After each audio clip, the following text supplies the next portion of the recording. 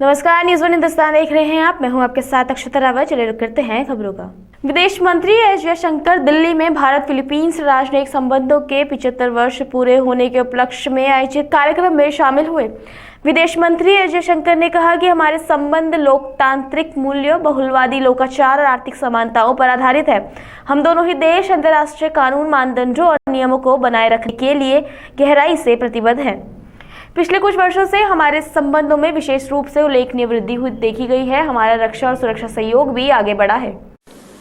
Friends, our ties are rooted in democratic values, pluralistic ethos, and economic commonalities. We are both nations deeply committed to upholding international law, norms, and rules. The last few years have seen a particularly significant growth in our ties. Prime Minister Modi and President Marcos have set the direction for this upswing.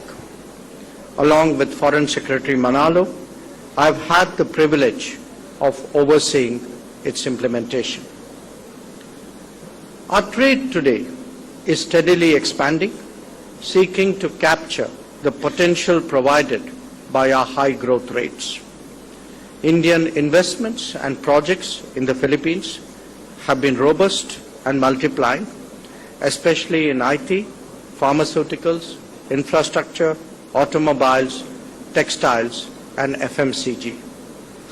Our defense and security collaboration has also moved forward. It is supported by converging assessments and interests in the Indo-Pacific. People-to-people contacts are another domain of great promise. Greater ease of travel, including a more liberalized visa regime and hopefully more improved connectivity, have started to already make a difference. I'm glad today that there is this conscious focus on tourism.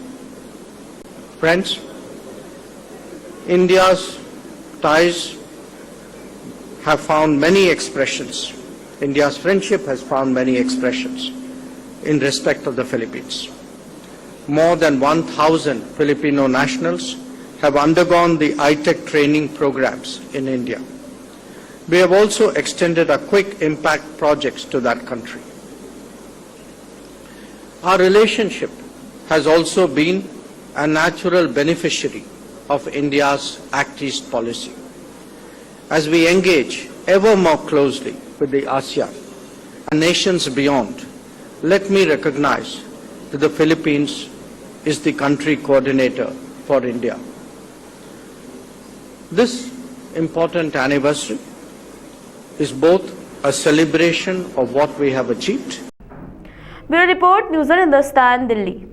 Motihari में railway bridge निर्माण कार्य के दौरान एक बार फिर एक बड़ा हादसा हुआ है, जहां निर्माण कार्य के दौरान सरिया गिरने से एक कर्मी की दर्दनाक मौत हो गई। सुगौली थाना क्षेत्र के पंचायत श्रीपुर में लक्ष्मीपुर गांव के समीप निर्माणाधीन सुगौली हाजीपुर रेलमार्ग में रेलवे ब्रिज कंस्ट्रक्शन के दौरान सरिया गिरने से गंभीर रूप से घायल हुए व्यक्ति की मौत हुई।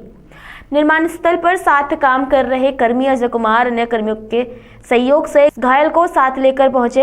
भाई लगते हैं हमारे। हाँ, वहाँ पे थे हम। जैसे वो सेफ्टी हेलमेट नहीं था उनके पास में, काम कर रहे थे, 1 महीना हो गया। कितने बार बोला गया है, सेफ्टी हेलमेट मिला नहीं है, गया कोई भी सेफ्टी का सामान नहीं मिला है, कंपनी के द्वारा कोई भी चीज़ नहीं मिला है। मांगने के बाद भी वो बोल रहे थे कि जहाँ कल आएगा परसों आएगा, ऐसे आया नहीं कभी भी। फिर कंस्ट्रक्शन का काम वहाँ पे चल रहा है, छड़ बांध रहे थे लोग, फिर वो चारों साइड से सपोर्ट था और थोड़ा सा सपोर्ट खिसक गया, जिस वजह से वो बिल्कुल इस साइड में झुक गया।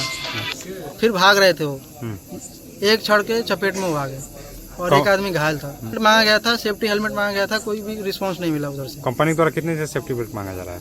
कंपनी से मांगा जा रहा है जब से काम स्टार्ट हुआ है तब से। स्थानीय मैनेजर का नाम पता नहीं है, बट सूरज सर है जो यहाँ का मेन हेड है। मैनेजर से बात अभी हुई है, वो बात किए थे यहाँ पे, इस संबंध में बात हुआ है, तो अभी कुछ बताया नहीं है। पोस्टमार्टम करने के लिए पोस्टमार्टम क्या बोल रहे हैं? पोस्टमार्टम करने के लिए बोल रहे हैं। अगर पोस्टमार्टम हो जाएगा फिर उसका कोई निर्णय नहीं निकलेगा। एक घटना में कंपनी की पूरी तरफ से लापरवाही की तरह से हुआ है ना। कोई काम जब हो रहा है, कंस्ट्रक्शन का काम चल रहा है, कोई सेफ्टी नहीं है, कोई इस हिफाजत नहीं है, लेबर की कोई एक तरह से मानिए तो कोई सेफ्टी में काम नहीं हो रहा है ना। कंपनी के लापरवाही की तरह से ही घटना हुआ है, नहीं तो कंपनी अगर इस पे तत्पर रहती तो घटना नहीं हो पाता। 2-3 महीने से काम चल रहा है और कोई सेफ्टी बेल्ट नहीं मिल रहा है ना जी। हम लोग की यही मांग है, जब कंपनी लापरवाही बरत रही है, जब घटना घटी है कंपनी के तरह से ही घटना घटी हुई है ना, कंपनी ऐसे लापरवाही नहीं करती तो ऐसी घटना न घटती। ठीक, हम लोग कंपनी से मांग है 15 लाख रुपया दे दे, उससे छोटे छोटे 3 बच्चे हैं, ठीक है, उसकी परवरिश कम से कम हो जाए। ठीक, हम लोग कंपनी से यही मांग कर रहे हैं, नहीं तो धरना प्रदर्शन या रोड जाम, चक्का जाम हम लोग करेंगे। कर्मी अजय कुमार ने बताया कि काम के दौरान सरिया गिरने से गंभीर रूप से घायल व्यक्ति को आनन फानन में बाइक से लेकर सामुदायिक स्वास्थ्य केंद्र पहुंचाया, जहां चिकित्सकों ने उसे मृत घोषित कर दिया।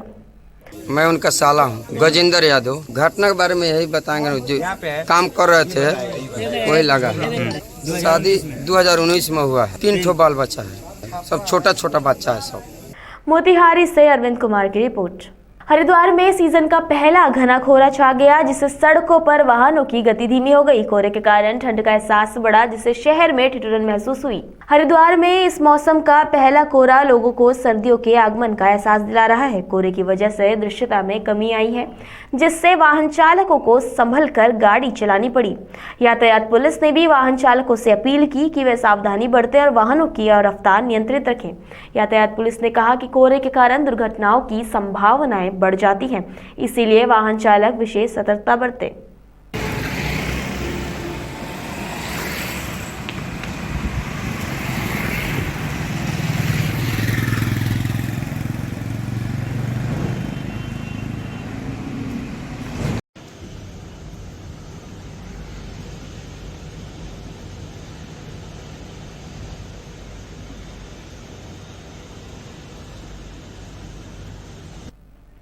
हरिद्वार से केशव चौहान की रिपोर्ट। प्रयागराज में छात्रों का विरोध प्रदर्शन जारी है। आज छात्र बैरिकेड तोड़कर यूपीपीएससी के गेट नंबर 2 पर पहुंच गए और अपना विरोध प्रदर्शन जारी रखा। मौके पर बिना वर्दी पहुंची पुलिस धरना कर रहे छात्र को घसीट कर उठाती हुई नजर आई।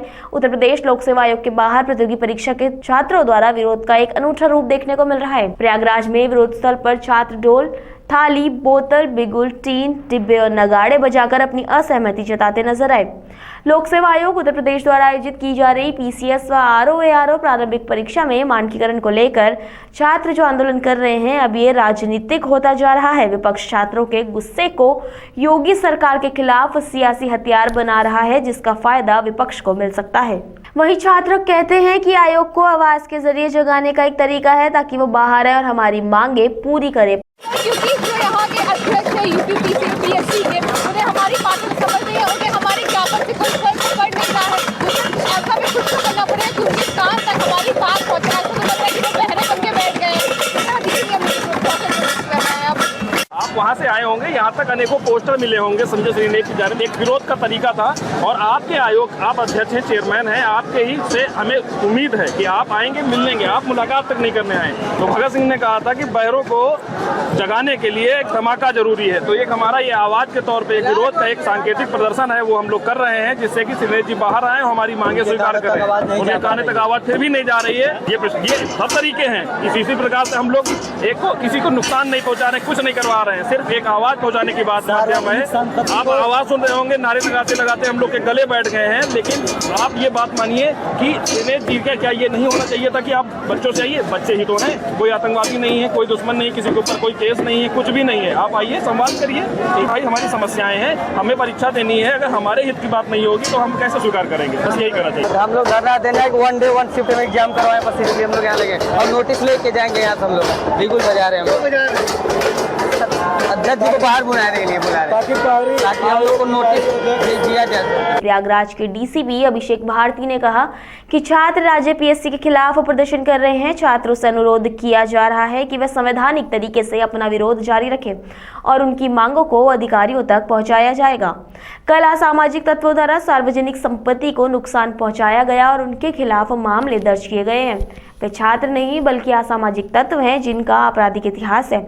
ऐसे असामाजिक तत्व विरोध प्रदर्शन का हिस्सा बन रहे हैं और छात्रों को भड़का रहे हैं।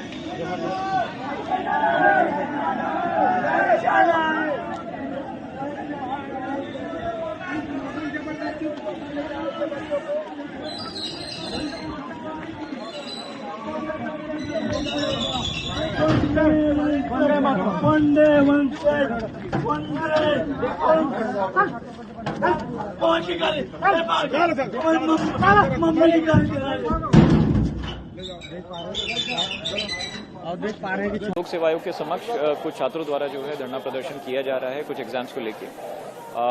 वहाँ पे छात्रों से सभी से अनुरोध किया जा रहा है कि वो अपना धरना संवैधानिक तरीके से धरना स्थल पर कंटिन्यू करें और उनकी जो बात है वो अथॉरिटीज तक पहुँचाई जाएगी। तो सर क्या लगता है कि मतलब इसमें जो कुछ गिरफ्तारियां हुई हैं, क्या इसको लेकर क्या कहेंगे? देखिए, ये कल की घटना है जहाँ पे लोक संपत्ति को नुकसान पहुंचाया गया था। उसमें जो आपराधिक प्रवृत्ति व अराजक तत्व सम्मिलित थे उनके विरुद्ध में एफआईआर हुई थी और 2 गिरफ्तार किए गए थे। वो छात्र नहीं, अराजक तत्व हैं और आपराधिक तत्व थे। उनका बृहद आपराधिक इतिहास था। इस तरीके से और आपराधिक तत्व व अराजक तत्व छात्र बीच सम्मिलित हो रहे हैं और उन्हें भड़काने का कार्य भी कर रहे हैं और हम लोगों से बातचीत करने से भी रोक रहे हैं। उनको चिन्हित किया जा रहा है और उनसे भी पूछताछ की जा रही है। जी, वो छात्रों से लगातार जारी है। कुछ ना कुछ सोल्यूशन जो है वो वार्ता से निकाल करते हैं। छात्रों से एक ही अपील है कि शांतिपूर्वक अपना जो बात रखना चाहते हैं, धरना रखना चाहते हैं, वो चिन्हित धरना स्थल पर उसको शिफ्ट करें और अपनी बात शांतिपूर्वक रखें। Bureau report, news Hindustan, Prayagraj. विकासखंड लोहाघाट में युवा कल्याण विभाग के सौजन्य व शिक्षा विभाग के सहयोग से 3 दिवसीय ब्लॉक स्तरीय खेल महाकुंभ का आगाज हुआ। लोहाघाट के जीआईसी खेल मैदान में खेल महाकुंभ 2024-25 का मुख्य अतिथि ब्लॉक प्रमुख लोहाघाट नेहा ठेक व विशिष्ट अतिथि खंड विकास अधिकारी अशोक अधिकारी के द्वारा किया गया। बीओ अंशु देवी ने बताया, खेल महाकुंभ में आज अंडर 17, अंडर 14 बालिका वर्ग की समस्त प्रतियोगिताएं, कबड्डी, वॉलीबॉल, मैराथन, खो खो व एथलेटिक्स की प्रतियोगिताएं संपन्न की जा रही हैं, जिसमें ब्लॉक के 7 न्याय पंचायत के विद्यालयों के बालक बालिका उपस्थित हैं। वहीं ब्लॉक प्रमुख नेहा ठेक ने खिलाड़ियों से परिचय प्राप्त कर कहा कि आज युवा खेल के क्षेत्र में भी अपना करियर बना सकते हैं। ग्रामीण क्षेत्र से खेल प्रतिभाओं को आगे बढ़ाने के लिए सरकार का ये सराहनीय कदम है। कल्याण विभाग द्वारा आज खेल महाकुंभ 2024 का ये आज प्रथम दिवस है। इसमें 7 न्याय पंचायत ब्लॉक स्तरीय 7 न्याय पंचायत द्वारा प्रतिभाग किया जा रहा है। इसमें आज प्रथम दिवस लड़कियों द्वारा प्रतिभाग किया जा रहा है, जिसमें लगभग हमारे 250-300 ग्रामीण क्षेत्र में छात्राओं द्वारा प्रतिभाग किया गया है। ये है कि जो हमारे ग्राम स्तरीय जो हमारे खिलाड़ी हैं, प्रतिभाओं को निखारने के लिए इन सबको एक कलेक्टिव रूप में ब्लॉक स्तरीय, इसके बाद जनपद शीघ्र इसका कार्यक्रम का आयोजन किया जाए। मैं सरकार का धन्यवाद करना चाहूँगी जो हमारे ये बालिकाओं के लिए यहाँ पर उन्होंने ये चलाए हैं, उसके लिए मैं सरकार का बहुत बहुत धन्यवाद करना चाहूँगी। और जो हमारे विकासखंड में चलाया जा रहा है खेल महाकुंभ, हर साल ये होता है, उसके लिए भी मैं ये सरकार का धन्यवाद करना चाहूँगी। और हमारे जो ये छोटे छोटे बच्चे हैं, इन लोगों को आगे बढ़ने का जो मौका मिलता है, उसके लिए भी मैं सरकार को धन्यवाद देना चाहूँगी। चल रहा है ये, आगे जाके ये लोग अपनी प्रतिभाएं दिखाएंगे, आगे जाके ये राज्य स्तरीय, जिला स्तरीय में जाके ये आगे अच्छी परफॉर्मेंस अपनी देंगे और इनको बच्चों को अपना आगे जाके इनको अपने परफॉर्मेंस दिखाने का मौका मिलेगा। पहले 2 स्थान पर रोशन से है, शुभकामनाएं। और प्रथम स्थान पर रहे हैं जिले में जीतेंगे और फिर पहले वाली अगले वीडियो वाले छठे स्थान में सबल पाता है जिले के लिए जाने के लिए विश्वास रखते हैं।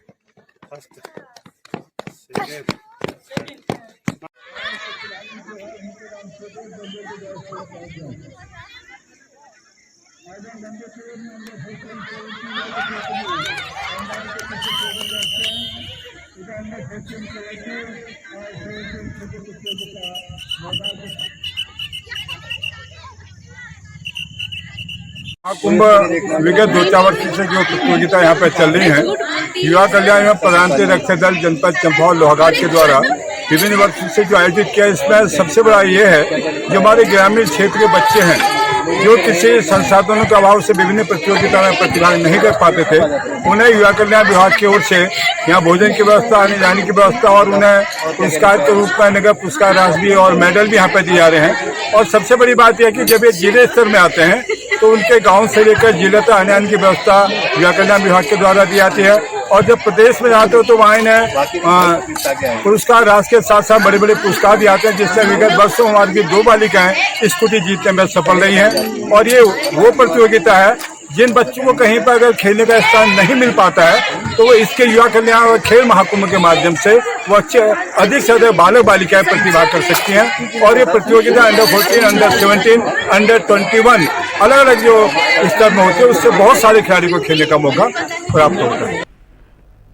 Bureau report, news on Hindustan Lohaghat. अभी के लिए इतना ही, आगे खबरों के लिए बने रहिए न्यूज़ ऑन हिंदुस्तान के साथ। अब तक के लिए नमस्कार। आप देख रहे हैं न्यूज़ ऑन हिंदुस्तान। जिला प्रशासन के सहयोग से डलमऊ नगर पंचायत द्वारा आयोजित प्रांतीय कार्तिक पूर्णिमा मेला एवं डलमऊ महोत्सव में आए समस्त श्रद्धालुओं एवं रायबरेली जनपद वासियों का हार्दिक स्वागत एवं अभिनंदन। आप सभी श्रद्धालुओं से अनुरोध है कि इस महोत्सव को सफल बनाने में प्रशासन का सहयोग करें।